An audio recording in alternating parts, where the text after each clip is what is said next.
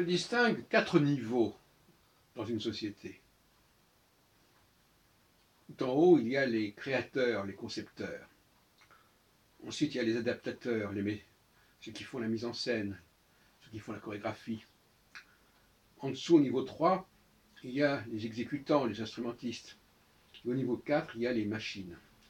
C'est-à-dire des machines intelligentes, comme par exemple le livre, le film, l'enregistrement,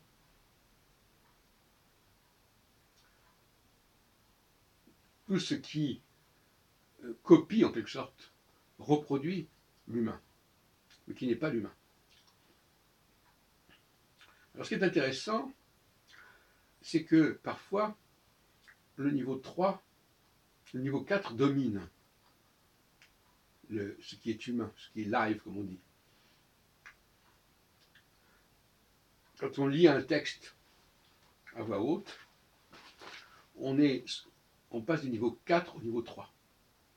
C'est-à-dire que le 3 est sous la domination du 4. Quand on regarde un film, à la télévision ou dans une salle de cinéma, on est également sous la domination du 4. Quand on danse sur un disque, un CD, un DVD, une vidéo, on est sous la domination du 4. Et donc au lieu que ce soit le 4 qui soit au service du 3, c'est le 3 qui devient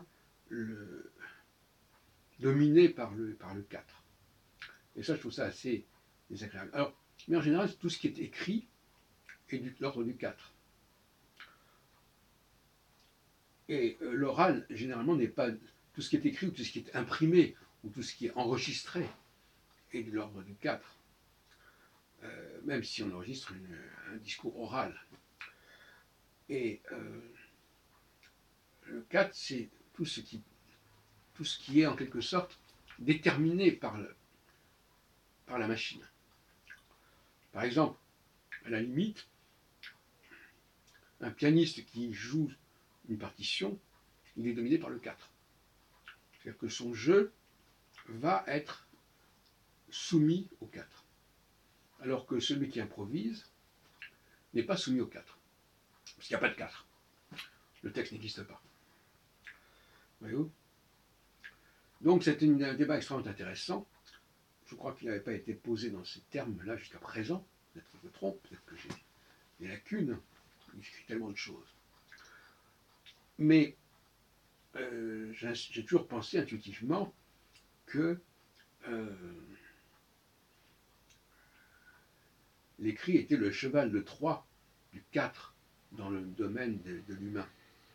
Et quelque part, le 4 a pour ambition d'un sorte de grand remplacement, se substituer au 3, mais aussi éventuellement, qui sait, au niveau supérieur. Donc la trifonctionnalité dont parle Georges Dumézil, en réalité, je la situe sur le plan du 4 et pas du 3. Car il ne faut pas oublier que s'il y a des activités humaines, il y a aussi des activités qui sont liées à la machine. Alors quand un homme laboure, on peut dire qu'une certaine manière, il n'est pas dominé par le 4, mais enfin, il est quand même à la merci du 4. Et on sait qu'aujourd'hui, je ne sais pas, si une machine ne marche plus, ça met au chômage, ça crée un chômage technique pour les gens du 3. Et si on leur enlève leur outil aussi, enfin bon. Donc il y a quand même une dépendance du monde du 3 par rapport au monde du 4, qui est assez flagrante et qui risque d'être de plus en plus forte.